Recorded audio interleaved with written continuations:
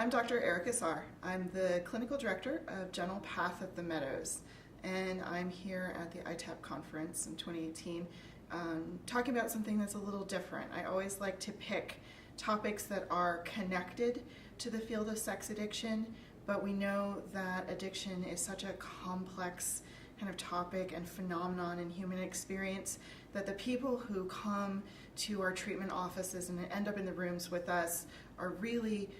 often suffering with a lot of co-occurring behavior. So I am here talking about co-occurring hoarding behavior,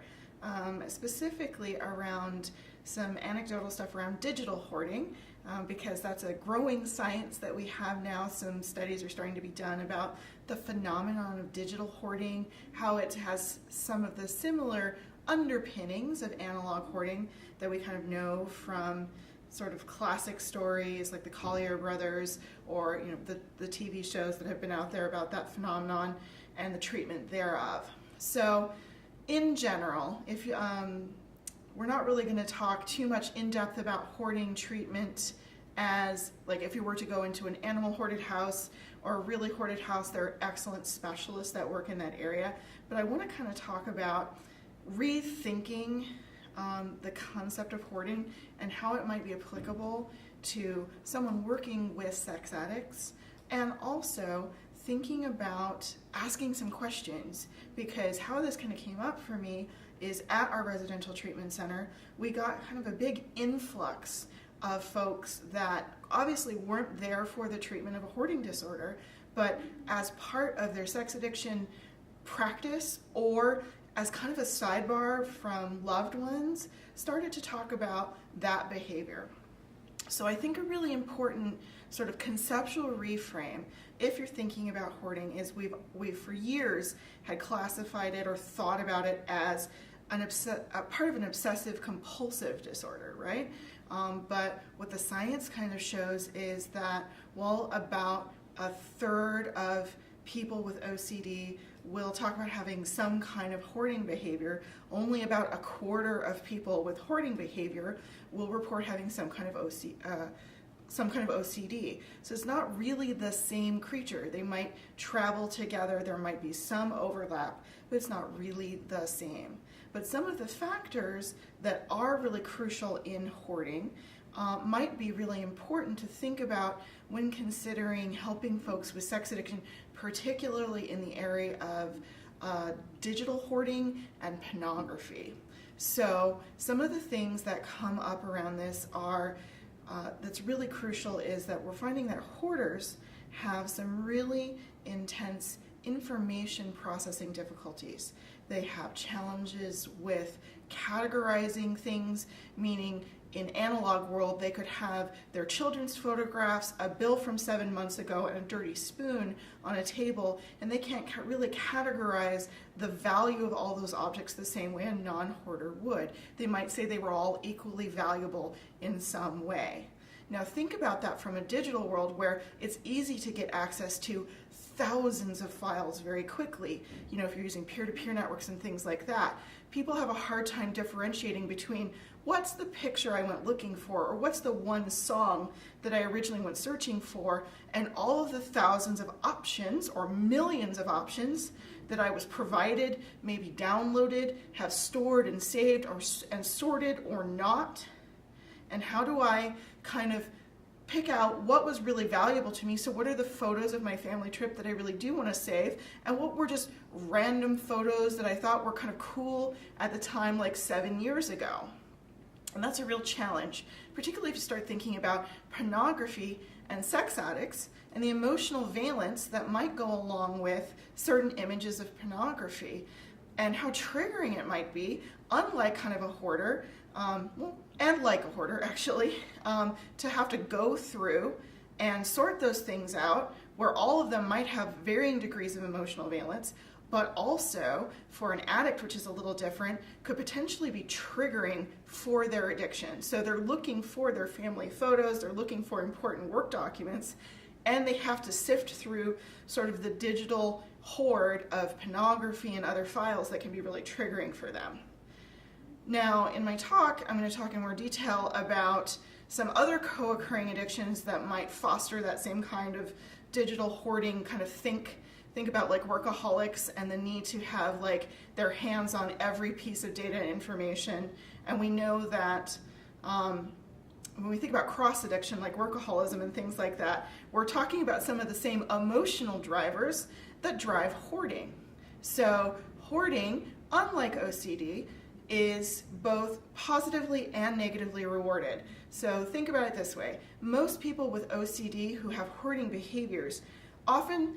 mainly describe the negative aspects of, I have a lot of stuff, it's really distressing to me, it clutters up my life, and I don't like it, and I feel like I have to do it because I have this anxiety and this compulsion. In contrast, hoarders do sometimes have some insight into that, kind of depending on where their illness is, but they also acknowledge the pleasure of the objects, the pleasure of having them, the pleasure of collecting them, the pleasure of finding them, which is how it looks a little different than OCD. So think about also that they use their hoarding, their collecting, their having to manage feelings of unhappiness, of loneliness, of anger, of frustration, of sadness, things like that. So clearly we know from the research that's also what addiction does, right? We numb out what we perceive to be negative emotions of loneliness and incompetence through sex, through work, through drugs, through shopping, through gambling. And so I think it's a really interesting phenomenon that we don't spend a lot of time on in treatment because it can be really scary to think about when the immediate images of hoarding are often what might be classified. There are sort of 5 levels of hoarding sort of severity if you're talking about analog hoarding, and the shows are often showing what we would consider like a level 4 or level 5 hoarder, where people's lives are endangered by the size of the hoard, which is really hard to manage and really hard to translate when you think about digital hoarding, because I can have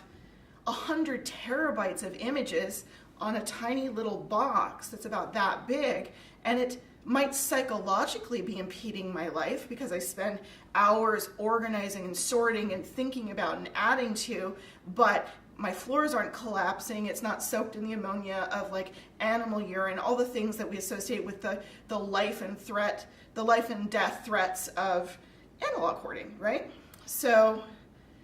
it's a challenge to get folks to really sort of look at it. And one of the key features of going back to that information processing difficulties that I kind of mentioned is there's really often pretty low insight into how problematic hoarding is. And so if we're thinking about asking people to be in recovery from something and they struggle with, sort of low insight into the fact that it has a real world consequence for them, particularly since we can't point to you're about to be evicted. Now, some digital hoarders will have problems like that because they spend so much time categorizing, or they're so driven by, say, their pornography compulsions or their sex addiction, that they're collecting when they need to be working, they're collecting at work, they're collecting images that are illegal, things like that. And there are different kinds of anecdotally patterns of what I think are digital hoarding for sex addicts. And I think it's really important to really think about what's the functional purpose of any behavior, right? And so my hope is, we spend a lot of time in research thinking about the functional purpose of sex addiction and not making it a moral judgment. And one of the things that folks struggle with hoarding is also making moral judgments about the folks who have that behavior, because it can look very scary, it can look very time wasteful, it can be very confusing to people who aren't in the illness. And so my hope is that folks can really start to also destigmatize this illness, to think about it from not only an analog context that you may have addicts that you're treating that struggle with hoarding issues and you would never think to ask about it because it's not the thing that brought them to your room. And then also to think about if there is a hoarding behavior that is somehow wrapped up with their addiction, like a compulsive collection of images or trophies or things like that, that you might run into a whole new category of resistance that has nothing to do with denial or a desire to hang on to one's addiction and has to do with a co-occurring illness that may need its own set of treatment and support. So if you want to know more, please feel free to reach out to me. It's sarr@themeadows.org if you want to reach me by email. And as always, I'm happy to help. Thank you so much for your time and attention. Have a good day.